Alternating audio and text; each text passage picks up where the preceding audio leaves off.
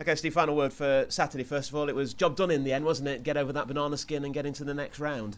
Well, it was professional, wasn't it? You know, we spoke to the players all week about approaching the match in a real professional way. And I think when I look back at it, I'll obviously go back and I'll look at it back on Sunday as I would do it every week, whether we win, lose or draw. And listen, apart from a 10-minute spell in the first half, we probably shouldn't go on and win the game 6 or 7. But you know, we're always pleased to get through. You know, credit to Shaw Lane and to the chairman and to Craig Elliott, the gaffer up there. They're really good people, you know, and they're trying to build something really special. They have built something really special and they're trying to continue it. So my plaudits and applause go to them, because we should be going there and deal with it. Although when you look over the weekend and you see upset after upset, then you realise how tough these games are, and it just emphasises it's the magic of the FA Cup. And never has a football match ever been won on a piece of paper on who should win. It's always been on the pitch. So credit to Shaw Lane, and we're just pleased that we're in the draw. And Danny Rose's stock will have risen over the weekend, wouldn't it? Well, I said when I come in, if people go back to the summer, they choose to pick on what they want to think they heard and what they did hear. What they heard me say in the summer is we have a 20-goal striker in this building, and he's called Danny Rose.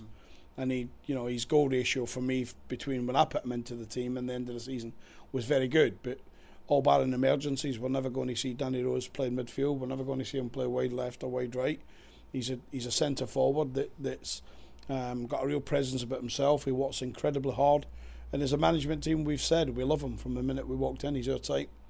And we want him to continue to work hard, keep really focused. If he knows the situation here, if his focus drops a little bit, he'll go out team, simple as that. Is he a different Danny Rose now to what he was a year ago then, do you think?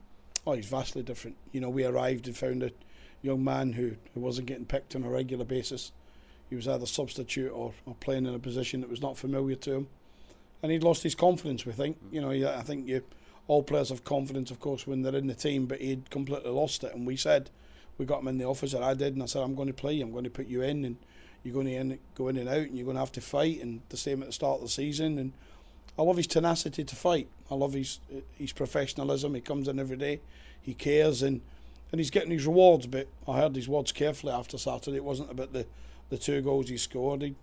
He's got a target from me for the season, and he needs to get a few more before Christmas if he's going to achieve that target, because statistically it normally tells you that in the second half of the season it's harder to get goals, because games mean more to people.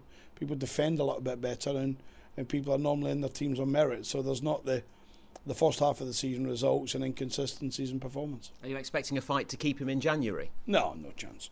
We've got Danny here for a minimum of another 20 odd months. You know, so he's no chance. We're trying to build something here.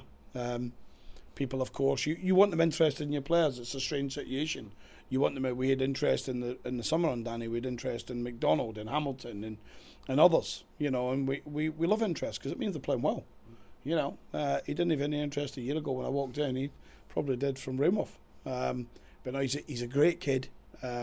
He wants to do well, and so does others. I thought there was some real big performances on Saturday. I thought Jacob Mellis missed a penalty, but I thought he was good up until the penalty, and I thought he was sensational afterwards. He almost as if he wanted to make up for that miss, if you like. And I thought we watched a real good, solid Joe Byron performance, and the rest. It was good to see Zander Diamond back. You know, to come through 290 minutes and been out as long as he was is a credit to the captain.